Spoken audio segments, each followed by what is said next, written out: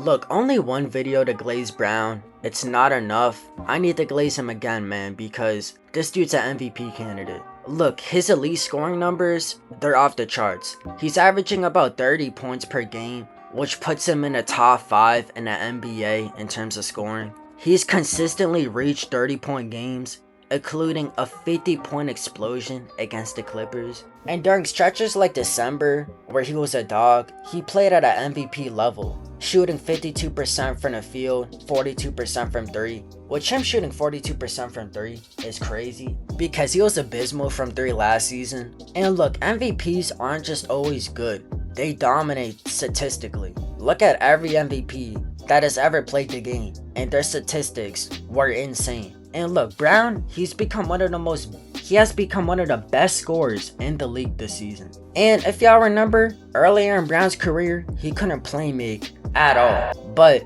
look, this season, we've been seeing him take strides. His expanded playmaking and all-around production has gotten way better. Look, he's not just scoring, he's creating too. 5 assists per game, and it puts him among the top facilitators for wing players. 6 rebounds. Look, I know it's not huge, but it adds physicality and value on the glass, and he contributes defensively as well, gets about a steal per game. And look, MVPs, they typically contribute across the stat sheet, not just scoring. Brown's versatility makes him much more valuable than an average MVP candidate. And look, Brown's usage rate is one of the highest in the NBA, meaning he's doing more with the ball than nearly anybody else, even without Tatum. He's also shooting efficiently on those high volume touches, about 50% from the field, 36% from 3. And why does this matter? And I know some of you are saying, oh Jazz, why does this matter? Tatum isn't playing this year, only 36% from 3. Look, MVP voters, they love players who score a lot and do it efficiently, especially when they're in the team's primary offensive engine. And I honestly think efficiency, it's overrated. But that's just my take, man. And look at the team's success without another superstar. Boston is one of the top records in the Eastern Conference, despite losing Tatum for the whole season. Brown is seen as the leader of this team, and he has him at the 3rd seed. And look, winning the MVP isn't just about stats, it's about your value to a winning team. And Brown, he's carrying honestly a bad team into top contention, which is pretty crazy when you think about it. Look, he tied the franchise record with 9 straight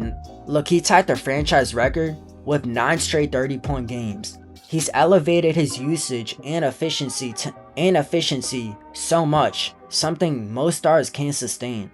And he led his team with trusted wins and he's basically been carrying the Celtics. Now look, I can't fully just glaze Brown. And to be fair, here are some knocks on Brown. Look, players like SGA or Luka, they often have higher individual impact and narrative supply among voters. And the Celtics supporting cast isn't elite. And sometimes it limits team success or it takes away from a Jaylen Brown assist. And that might make the difference between a SGA winning the MVP versus a Brown. And look, some advanced metrics don't consider him elite compared to others, like the RPM, the PER debates, and I'm getting nerdy with that. Like, let's be honest, that shit does not matter. But MVP voters often care about team success, the eye impact test, and the narratives. And the Celtics not being the 1st seed, or if the Celtics take a dip in offense, it might hurt his case. But look, his elite scoring and his volume, way better playmaking, his high usage with winning results, and carrying a team without Tatum, I say that's enough for MVP. That's just my thoughts, man. If y'all liked the video, leave a like, subscribe, turn on notifications, and until later, I'll see you on Mars. Peace. You telling me you falling out of love with me. Hope you can find someone to love you better than I did. Taking our memories on love and treating it like nothing.